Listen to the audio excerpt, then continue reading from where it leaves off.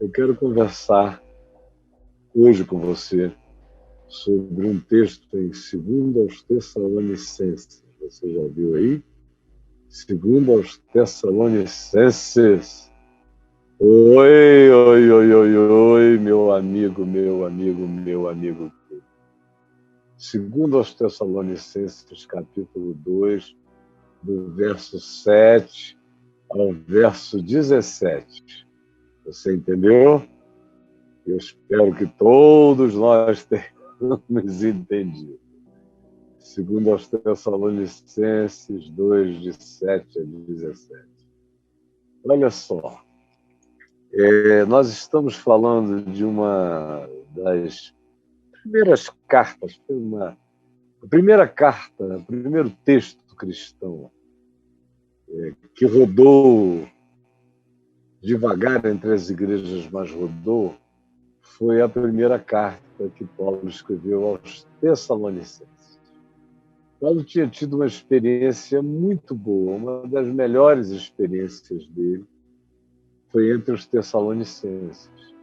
Foi um lugar onde ele não só foi muito bem acolhido, mas ele plantou uma base comunitária de fé de gente muito menos problemática do que em vários outros lugares.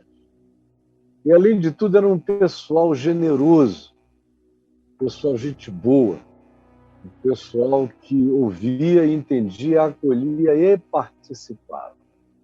E ajudava, mandavam dinheiro para Paulo, embora eles não fossem ricos, fosse uma comunidade profundamente dependente, economicamente falando, de outros poderes, outras forças, outras ajudas econômicas para estimular aquela sociedade.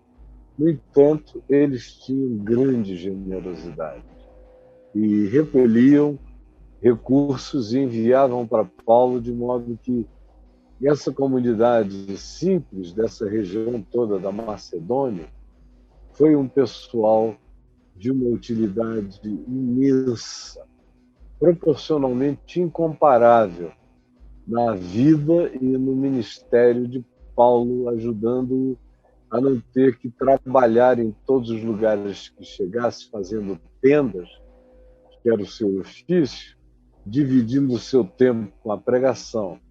Eles queriam que Paulo tivesse meios e recursos financeiros suficientes para dedicar-se exclusivamente à pregação do Evangelho, à divulgação da palavra. E foram parceiros utilíssimos na vida de Paulo. Esse é o grupo que originalmente vai viabilizando muitas das ações de Paulo, que acabaram se transformando em tantas coisas, inclusive em cartas, onde ele teve tempo para escrever e coisas que acabaram chegando até nós. De modo que nós todos devíamos ter uma gratidão enorme por esses irmãos da igreja de Tessalônica e das igrejas todas da Macedônia. Como Paulo diz em 2 Coríntios 8, que ele mesmo tinha imensa gratidão com esse pessoal querido. E agora Paulo está mandando para eles a sua segunda epístola. Por quê? Porque tinha aparecido lá entre os tessalonicenses um grupo de pregadores escatologistas falando que a volta do Senhor estava se cumprindo imediatamente e dando alguns sinais falsos disso. E Paulo, que tem um cuidado todo carinhoso por esse grupo tão originalmente generoso, manda essa segunda carta para eles dizendo: olha, não é assim, não sejam enganados por ninguém, por nenhum sinal, por nenhuma palavra, por nenhuma epístola, por coisa alguma que venha demover a mente de vocês com facilidade. Não se deixem perturbar, quer por espírito, quer por palavra, quer por epístola, como se procedesse de nós, como se fosse alguma coisa que a gente, usando até o nome de Paulo para mandar cartas fake news, cartas fajutas, cartas mentirosas, ou gente chegando lá e dizendo, olha, essa é a última palavra que Paulo está pregando, e inventavam uma história que não tinha absolutamente nada a ver. E Paulo diz, esses que chegam aí com perturbação, tentando mudar vocês da raiz profunda, vocês a fincarem no chão da consciência da fé, perturbando vocês, trazendo a vocês um espírito, dizendo que é uma revelação. Não creiam nisto. Também palavras dizendo que são palavras de sabedoria sobre a volta do Senhor. Não creiam nisto. Epístolas supostamente reproduzindo o que eu ensino, não vem de mim, afirmando que é chegado o dia da volta do Senhor. Não creiam nisto. Ninguém, de nenhum modo, vos engane, porque isto não acontecerá sem que primeiro venha a apostasia total da igreja. Apostasia total. Quando aquilo que era considerado ensino e palavra do Senhor já não tinha mais eco nas igrejas. Mais ou menos como a gente vê nos dias de hoje. Não é a primeira vez na história, mas certamente é a vez mais expandida, mais simultânea, mais concomitante. Olhem bem para mim. Nós nunca, em momento algum, na história da igreja, tivemos uma apostasia tão universal, tão global, tão planetária, tão simultânea, tão concomitante como essa que nós experimentamos agora. Se você vai ao Japão, tem grupos ensinando loucuras acerca do Evangelho, demovendo cristãos originais da sua fé mais simples. Se você for à China, que já teve fama daquela igreja sofredora, que alimentou a nossa alegria de esperança, de perseverança durante muitos anos, enquanto o comunismo de raiz, o comunismo maoísta, diferente desse comunismo de Nutella que está lá na China hoje, no tempo do comunismo de raiz, a igreja da China não era a igreja que mais estimulava o mundo. Mas hoje, lá na China, já não é mais assim, já está tudo diluído. A teologia da prosperidade tomou conta para todos os lugares. Se você for a qualquer lugar em Israel, a igreja está totalmente corrompida lá. É uma igreja de prosperidade, é uma igreja de fetiche, é uma igreja dispensacionalista na sua escatologia. Se você for na África, a África está toda corrompida. Tá, assim como o Brasil, em alguns aspectos piorado, com mais magia, com mais loucura, com alguns pastores mais desvairados até nas suas expressões públicas, no que dizem e fazem. Aqui entre nós e na América Latina toda, meu Deus, a apostasia é geral. Ninguém ensina mais o Evangelho, a justificação pela fé, o arrependimento, a conversão, o novo nascimento. Quando eu digo ninguém, é porque sobraram uns poucos. Mas a grande maioria está absolutamente noutra. É dinheiro, é fama, é poder político, é capacidade de controle. É só isso que interessa. E Jesus é um detalhe, é uma igreja de Moisés, é uma igreja do Velho Testamento, ou é uma igreja onde se pinça os costumes mais obsoletos afirmados nas cartas dos apóstolos e tenta-se fazer disso um dogma de fé a ser obedecido por todos. E o evangelho mesmo, absolutamente escanteado, menosprezado. O evangelho menosprezado. E quem o prega com pureza é otário. Assim também nos Estados Unidos. Foi um poder tão avassalador que nos últimos 4 anos se elegeu alguém que é um homem de iniquidades, um homem de maldades, um homem sem solidariedade, um homem de perversão dos significados e dos valores da vida humana, da relação humana, do respeito humano, da reverência humana, do trato para com as outras nações, respeito relacional com todos os demais. Um homem de maldades eleito pelos crentes.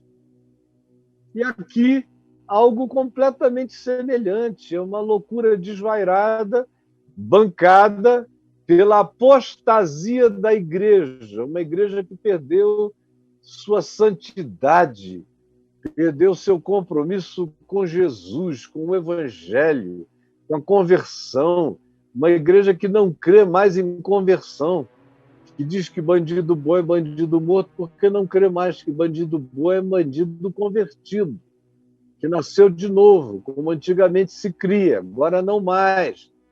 Agora se entregou tudo a bala, a arma, tem pastor armado, andando armado, pegando porte de arma, você pode imaginar?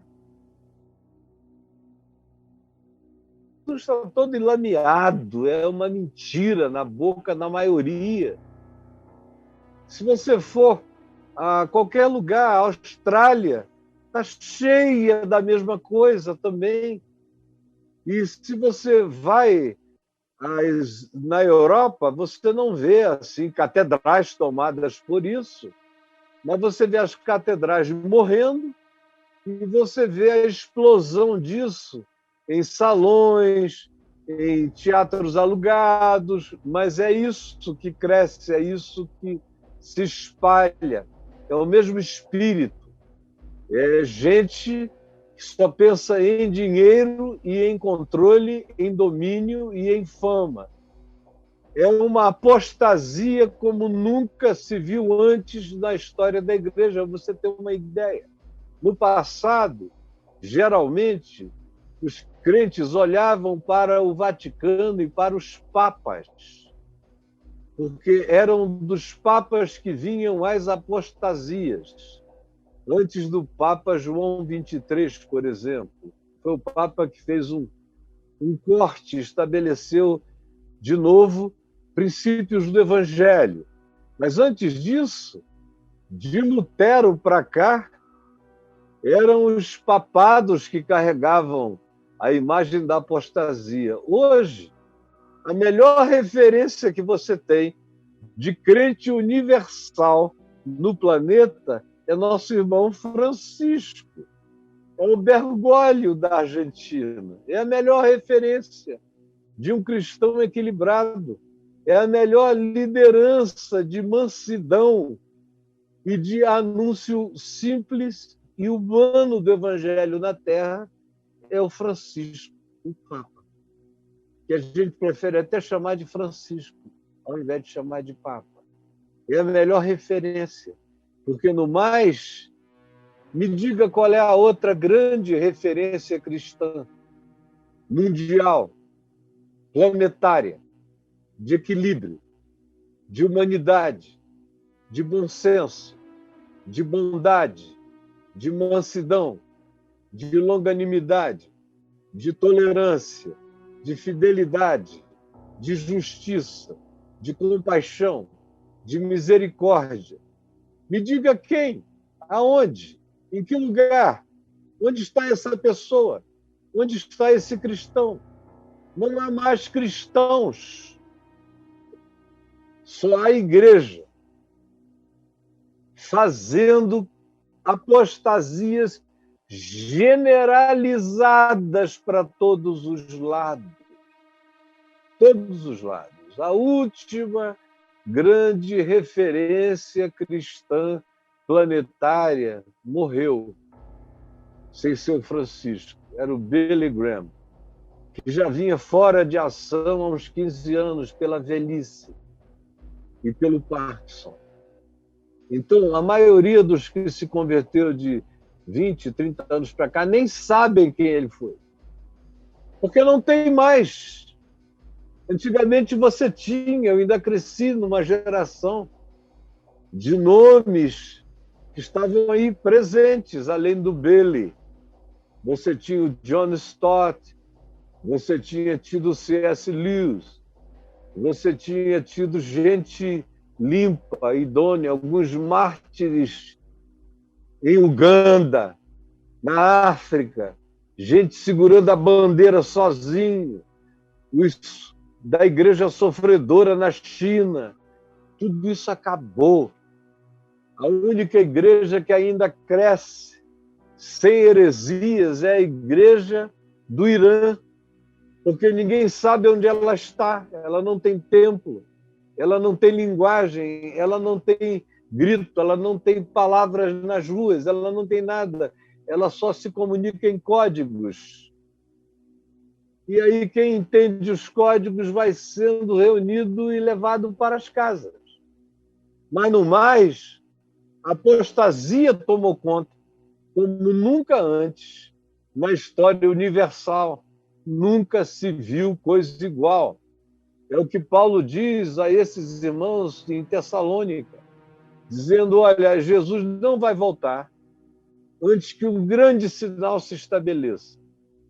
E esse sinal é a apostasia geral de todos aqueles que carregam o nome dele e que vão ser tomados pelo espírito desse engano, pelo espírito da mentira, a tal ponto que a sociedade ocidental foi batizada pelas suas práticas, e a sociedade ocidental é a sociedade que representa a força do cristianismo.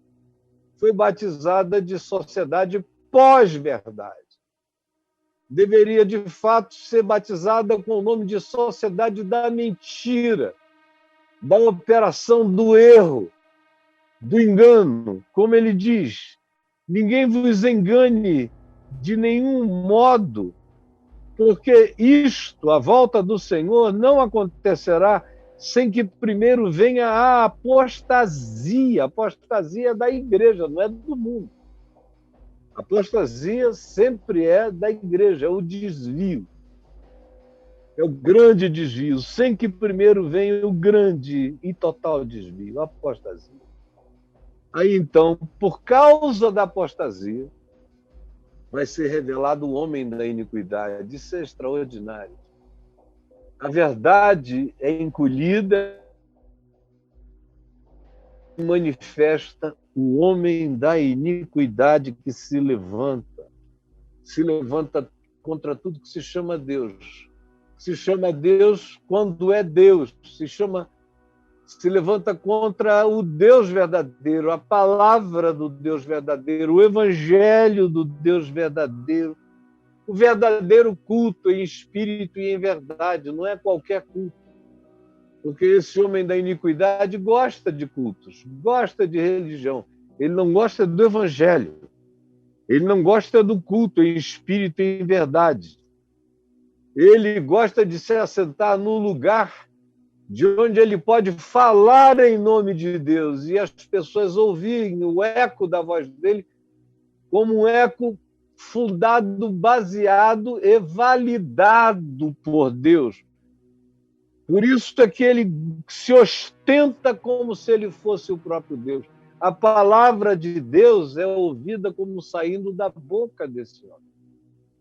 Nós tivemos um experimento desse agora nos Estados Unidos, quando o presidente americano, foi ungido pelos cristãos como um apóstolo, como um Dario, como um Ciro, como um libertador, como aquele que tinha, de fato, a palavra de Deus para esse tempo, para a igreja. O que ele dizia, a igreja apoiava, para vocês verem como a apostasia pode nos levar a uma loucura. E foi só um ensaio para nos mostrar como é fácil. Como aqui no Brasil é apenas um ensaio para nos mostrar como é fácil acontecer. É simples.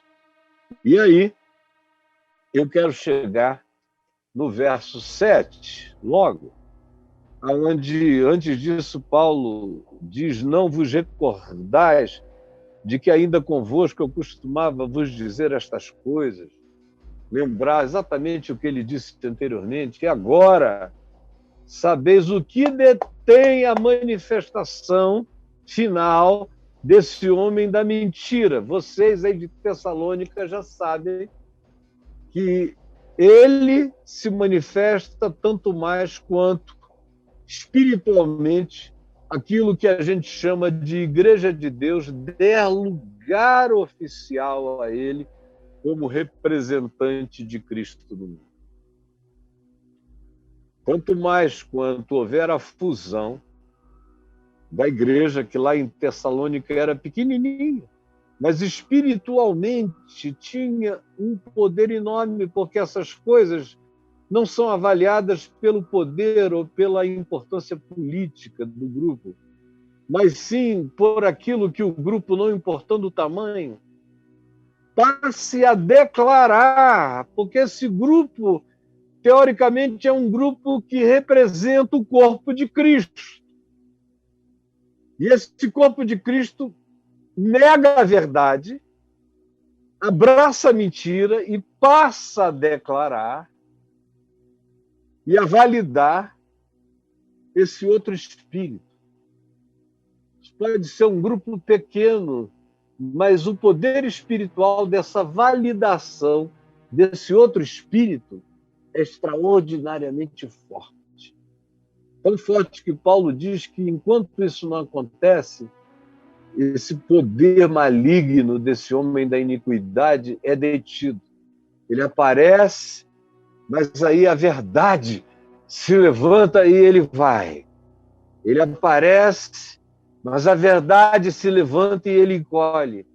Mas vai chegar uma hora em que ele vai aparecer e não vai ter mais verdade para combatê-lo, para enfrentá-lo. E aí ele vai tomar conta de tudo. Paulo diz: com efeito, o espírito, esse espírito dessa iniquidade já opera no mundo, já está em operação. Estava nos dias de Paulo. Imagina, depois dessa sucessão de loucos, loucuras e mentirosos dos últimos 2000 anos, especialmente dos últimos 1700 anos, como esse espírito não opera profunda, grandiosa e imiscuidamente em toda a Terra, em todo o planeta. Esse espírito, esse mistério da iniquidade já opera. Paulo chama de mistério da iniquidade essa presença, essa sombra inafastável, contínua, opera na terra e aguarda somente que seja afastado aquele que agora o detém. Paulo está escrevendo aos Tessalonicenses, não tinha nenhum poder político brigando contra Roma. E ele, obviamente, está pensando que esse homem da iniquidade vem de Roma, porque nos dias dele, ele estava experimentando, ele tinha crescido sob Tibérios, ele tinha conhecido o poder de Herodes o Grande, depois dos Herodes que o sucederam, ele conheceu todas as histórias. Ele agora estava sob o poder de Cláudio, Logo depois ele iria enfrentar a loucura de Calígula e Nero, quando ele morreria. Então, para ele, esse era o homem da iniquidade que haveria de se manifestar, ou eventualmente era alguém que iria saber aquilo que ele chamava de igreja e de corpo de Cristo. Poderia ser, mas provavelmente na mente dele ele estivesse pensando no imperador romano. Ele não estava pensando que o mundo ainda iria durar 2000 anos mais. Ele não imaginaria que no século XVI haveria uma coisa chamada de reforma protestante, que pensaria, à época, que o Papa era o anticristo, assentado no trono de Deus, no caso do trono de Pedro, conforme esse mito assim construído. De lá para cá, tantas outras loucuras aconteceram. O próprio Hitler, com todo o apoio da igreja protestante alemã.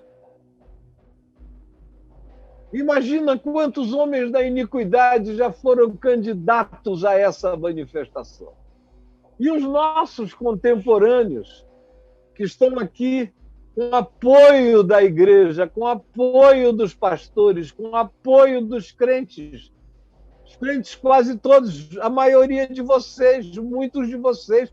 O que eu estou dizendo aqui que é evangelho puro, conforme o texto e o contexto e a história, guardando as proporções com o tempo e a hora, ouvido pela maioria. Eu é que sou aquele que soa como anunciante da apostasia, para vocês terem uma ideia de como tudo se inverteu, como tudo se corrompeu. Eu, pregando o evangelho com toda a sua crueza, sou o apóstolo. A maioria grita diferente, o que é um sintoma extraordinário para quem quiser não perder a lucidez, quem quer que queira continuar a pensar com as categorias do Evangelho de Jesus. Então ele diz, com efeito, o mistério da iniquidade já opera e aguarda somente que seja afastado aquele que agora o detém. Aquele que agora o detém é um poder que nos dias de Paulo não era um poder político ao lado de Roma, brigando, confrontando, segurando. Não. Paulo não tinha essas ilusões. Para ele, essa era uma luta espiritual. Ele mesmo tinha dito aos Efésios que a nossa luta não é contra a carne, não é contra sangue, não é contra essas coisas, mas sim contra principados e potestades, contra os dominadores deste mundo tenebroso, contra as forças espirituais do mal nas regiões celestes. E ele sabia que aquele grupinho lá de Éfeso, o menor que fosse, era um grupo que estava ensinando sabedoria a principados e potestades nas regiões celestes. É que nós não entendemos ainda o mistério. Como a presença lúcida do amor, a presença lúcida do Evangelho, a presença lúcida da fé, a presença dessa consciência que entende, discerne o mundo espiritual e que provoca as dimensões espirituais com a sabedoria do Evangelho, como agora aqui. Eu estou nesse quarto, nessa biblioteca, nesse escritório da minha casa, sozinho. Minha voz está indo pelo mundo para um monte de lugares. Chegará hoje à tarde, hoje à noite, a uma multidão de outros lugares. E o poder que eu exerço aqui, sem ter nenhum ser humano diante de mim, é poderoso. Porque tem milhares de principados e potestades me vendo, me ouvindo. Eu sei que o que eu estou dizendo emula anjos de luz, tanto quanto emula anjos de trevas, emula seres de camadas espirituais e de dimensões espirituais diversas e variadas que estão sintonizados com a vibração dessa minha fala. Se você visse, se o mundo espiritual se abrisse, você veria o que está atrás de mim, na minha frente, diante de mim. E como algo tão pequenino quanto isto, esta semente de mostarda, tem o poder de deter. Não é pelo tamanho das coisas, assim como a fissão de um átomo pode gerar energia que acabe com cidades.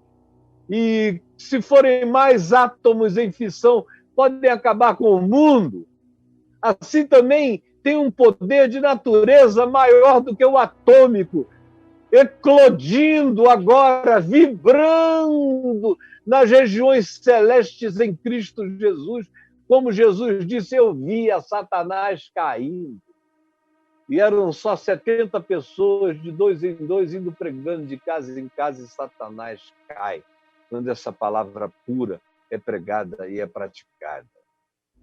E Paulo diz, o efeito mistério da iniquidade já opera e aguarda, somente que isso acabe, que essa palavra morra, que isso seja abafado para sempre, que não tenha mais ninguém, que tudo vire a outra coisa.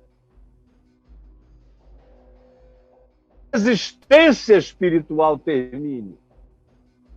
Essa é a verdadeira guerra espiritual. E ela pode se tornar imensamente mais poderosa se você a reproduzir, a replicar, a divulgar, a levar adiante, porque é isso que segura a maldade. É essa palavra, não outra, é essa palavra, não outra, que detém a maldade na terra. E Paulo prossegue, dizendo, então, quando isso for removido, quando isso parar, quando a apostasia engolir o evangelho definitivamente e não houver mais a coragem que bota a cara dentro do inferno e anuncia a vitória de Jesus, quando isso tudo for engolido pela mentira da apostasia, então abrir-se-á o espaço para que se manifeste, para que seja revelado o iníquo, mais iníquo do que você jamais viu. Hitler é sacristão desse cara, e ele não vem necessariamente fazendo o mesmo tipo de obras, de realizações que Hitler praticava. Ele vem com todas as outras sutilezas. Hitler foi meio óbvio, mas esse aqui é muito mais sutil. Hitler ensinou a esses principados e potestades malignos a necessidade da sutileza. Da sutileza. E ele virá com extrema sutileza. Será revelado o iníquo, a quem, no seu tempo, o Senhor Jesus matará assim, ó, com o sopro da sua boca.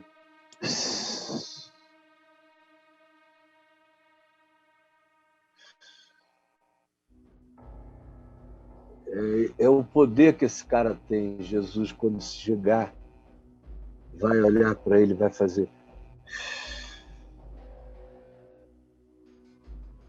Mas para nós, a força dessa manifestação, antes do Senhor voltar, será enorme.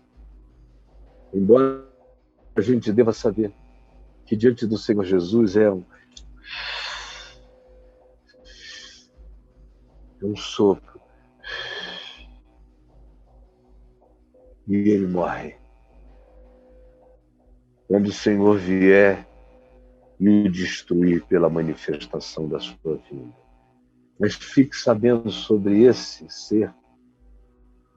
E a gente tem visto e que seres eleitos, bancados pela religião, podem produzir de maldade no mundo. Imagina quando não forem mais os ensaios e for a coisa em si, e for a realidade aqui descrita.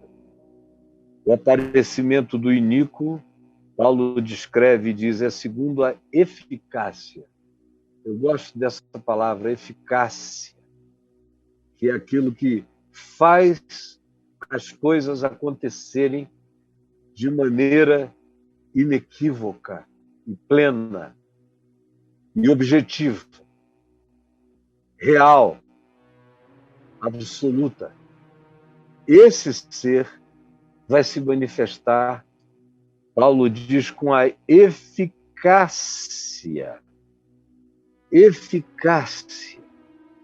de Satanás. Você imagina a eficácia de Satanás? A gente fica pensando na eficácia nos ISOs, nos padrões de excelência. E no mundo dos negócios, eficácia é uma palavra-chave. E Paulo usa essa palavra 2000 anos atrás para falar desse iníquo que vai se manifestar pela eficácia de Satanás. Com todo o poder, com todo o dunamis, com todo o poder, com todos os sinais, com todas as expressões, com todos os convencimentos, com todos os prodígios, com todas as prodigalidades, com todas as tecnologias, com todas as invenções vinculadas à mentira. A mentira. Coisa toda tem a ver com mentira, é permeada por mentira, nada é verdade, tudo é aparência, tudo é faz de conta. O que se fala não tem nada a ver com o que se faz, é tudo mentira. A verdade terá caído no esquecimento total. É o reino absoluto da mentira em todas as dimensões, em todas as áreas da existência. Tudo é mentira. Com todo o engano da injustiça. O engano da injustiça é aquilo que é vendido como justiça. É o que se diz que você tem que ter. Você tem que ter uma arma para se defender. Eu não tenho arma nenhuma e ninguém me ataca. Por que será? Por que será que eu, com arma nenhuma, entro em qualquer lugar sem medo, repreendo os armados na minha presença, digo sai, digo cala, digo para, e eles obedecem? Por que será?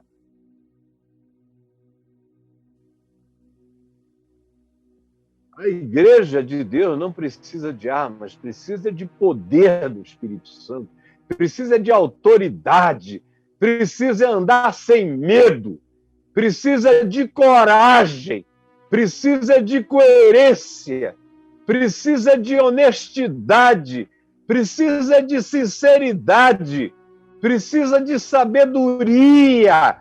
E aí os principados e potestades entram em perplexidade, Satanás cai, e a espada de quem anda em Deus sai da boca da gente como palavra da verdade. Quem anda vestido com essa couraça da justiça, quem carrega a palavra de Deus como espada na vida, seja como defesa, seja como ataque.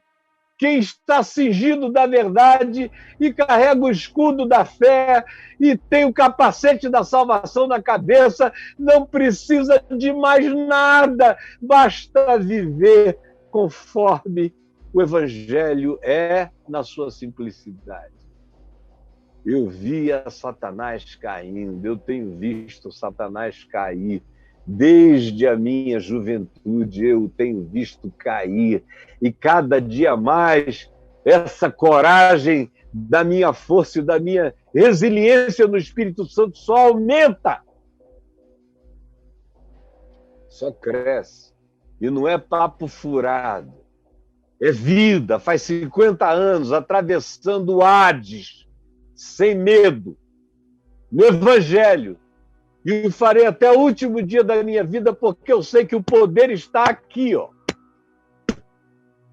O poder não está longe de mim, o poder está aqui. E aqui não é a eficácia de Satanás, é a eficácia de Cristo Jesus. É a eficácia do Espírito Santo. É a autoridade de Jesus, que quando perguntaram quem é Jesus, ele disse, sou eu, e todo mundo caiu para trás, conforme diz João, lá no Getsemane, os que foram prendê-lo. Quem é? Quem é Jesus? Sou eu. E todo mundo caiu por terra. Essa é a autoridade desarmada, poderosa, apavorante. Apavorante. Quem anda assim é apavorante. E aqui se diz que esse iníquo vai se manifestar segundo a eficácia de Satanás com todo o poder, sinais e prodígios da mentira e que com todo o engano da injustiça, que é transformar o que deveria ser justiça em mentira, em ludíbrio. E as pessoas vão crendo não mais na palavra justa e verdadeira, elas passam a crer no engano da injustiça, na ideologia da mentira, nos anúncios da mentira, nas criações da mentira, nas news da mentira. Fake news. Fake news é como a gente chama hoje o engano da injustiça diante de nós, que vai crescer enormemente. E que é engano, assim, para os que perecem, não é para todos. Mas tem gente para quem esses anúncios, esse tempo, essa palavra vai engoli-los. Eles já estão propensos, já estão na apostasia. Quando isso chega, eles são engolidos, levados. Eles creem. Porque não acolheram, está aqui a razão. Você pergunta, mas por que, Caio? A resposta está dada. Porque não acolheram o amor da verdade para serem salvos. Porque não acolheram o amor da verdade para serem salvos. O amor da verdade está sendo pregado dia após dia a vocês todos aqui. E tem muita gente que não quer acolher o amor na verdade e da verdade. Esse é amor à verdade. Amor à verdade do Evangelho para serem salvos.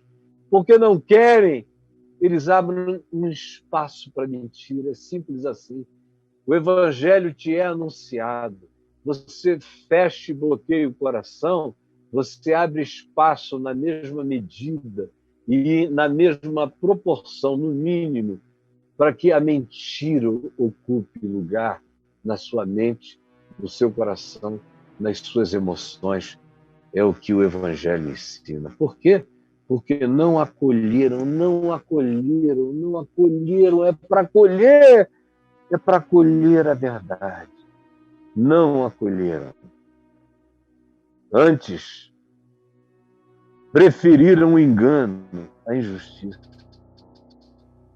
Porque não acolheram o amor da verdade para serem salvos. Não acolheram, não abraçaram. É por este motivo, presta atenção, a gente não acolhe o amor na verdade, aí se diz, é por este motivo, porque a gente se bloqueia. A gente prefere a mentira, que a gente se torna apóstata na prática. É por não acolherem, é por este motivo de não acolherem o amor na verdade, que Deus lhes manda, lhes envia a operação do erro. Na verdade, aí começam a vir as hordas de mentiras e pregadores da mentira, mensiros da mentira, ideologia da mentira, representantes da mentira, políticos da mentira, dissimuladores para todos os lados. Por esta razão é que Deus lhes manda a operação do erro, para darem crédito à mentira. Não acolhe a verdade, o erro lhes vem. E eles que não deram crédito à verdade, agora darão crédito ao erro, ao engano, à apostasia, à mentira, a fim de serem julgados todos quantos não deram crédito à verdade. Antes, pelo contrário, deleitaram-se. A palavra é chocante. Deleitaram-se, tiveram prazer na mentira, entregaram a alma à mentira. A palavra verdadeira não é acolhida, mas eles acolhem e se deleitam na mentira. Tem muita gente que se diz cristã no mundo inteiro e que tem se deleitado na mentira. Essa palavra que eu estou dizendo aqui dá coceira nos ouvidos, angustia, uma quantidade enorme de gente que deliberadamente diz: eu não vou lá, não. Não vou, eu não quero me perturbar com o Caio. Eles dizem que é o meu cabelo, que é a minha roupa, que é um convidado ou outro com quem eu converso na maior liberdade de ser, e eu evangelizo todo mundo, quando não é aqui direto, é depois do particular. Enfim, mas eles dizem, arranjam pretextos, não é por nada, é porque eles não suportam a palavra da verdade, que é anunciada sem nenhum recurso de titubeio ou claudicância. É direta. É no coração. E aí, por não darem crédito à verdade, eles dão crédito à mentira e acolhem e se deleitam na injustiça. E eu termino lendo o que está entre os versos 13 e 17, porque o meu tempo se esgotou. Eu quero ler, então preste atenção. Só isso que eu peço. Eu iria explicar, mas não há tempo para tal. Então, eu vou ler. Verso 13 diz: entretanto, devemos sempre dar graças a Deus por todos vós, irmãos, amados pelo Senhor, por isso que Deus vos escolheu desde o princípio para a salvação, pela santificação no Espírito Santo e na fé, na verdade, para o que também vos chamou Deus, mediante o nosso Evangelho, mediante esta pregação, Paulo diz, que vocês estão ouvindo, para alcançarmos a glória de nosso Senhor Jesus Cristo. Assim, por causa disso, porque é assim, porque vocês sabem disso, permanecei firmes, guardai as tradições, que aqui significa o ensino apostólico. Guardem o ensino do Evangelho, o ensino dos apóstolos, nada além disso é o que Paulo está dizendo aos Tessalonicenses. Guardem o que vocês aprenderam. Não era tradição como a gente entende, porque não tinha nem tempo para ter tradição de nada. E o Evangelho nunca ensinou a guardar tradições. A tradição aqui é o que foi dito, é tradição mesmo, é o que foi passado. E o que foi passado? Foi a oralidade do ensino do Evangelho puro, segundo Jesus tinha vivido e praticado, porque não tinha Evangelho de Marcos, não tinha Evangelho de Mateus, não tinha Evangelho de Lucas, não tinha Evangelho de João, não tinha Evangelho nenhum, só tinha o ensino de Paulo, de Pedro, de alguns outros apóstolos, ou de gente que tinha sido contemporânea e que ensinava a palavra, como Barnabé, como Priscila, como Áquila, como alguns outros que Paulo menciona em Romanos 16, que estavam em Cristo antes dele, que eram notáveis entre os apóstolos e alguns deles eram, inclusive, seus parentes.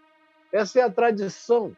Não são livros, não são catecismos, não são catequeses, é a oralidade intacta do ensino de como Jesus fez e ensinou. Aí ele diz: guardem isso, guardem esse ensino, guardem essa palavra, essas palavras que vos foram ensinadas, seja por oralidade ou seja por epístola nossa, porque até então ninguém tinha escrito nada, só Paulo, seja por epístola nossa. Ora, nosso Senhor Jesus Cristo mesmo, e Deus nosso Pai, que nos amou e nos deu eterna consolação e boa esperança pela sua graça, nos console, vos console, e console os vossos corações, e confirme cada um de vocês pela prática de boas obras e pela prática da obediência a essa boa palavra de Deus que chegou até vocês. É o que eu deixo aqui agora, na mesma esperança de todos os que me ouviram. Senhor Jesus, que essa palavra cresça, seja compartilhada, e que os ouvidos hoje fechados, os ouvidos mocos, os corações empedrados, deem espaço para que a mentira seja vencida pela palavra da verdade, para que essa apostasia que está entre nós inequivocamente seja adiada na sua expressão final de maldade no meio de nós, aqui neste país e em qualquer outro, aonde essa palavra esteja sendo ouvida. Levanta gente sem medo, gente com coragem, gente com disposição para botar a cara para fora, para viver, para apanhar, para sofrer, para ser maltratada pelo Evangelho, sem medo das consequências. É o que eu te imploro, que aconteça hoje e que aconteça com muitos, que sejam arregimentados em fé, na coragem do Espírito Santo. É o que eu te peço em nome de Jesus. Amém. Amém.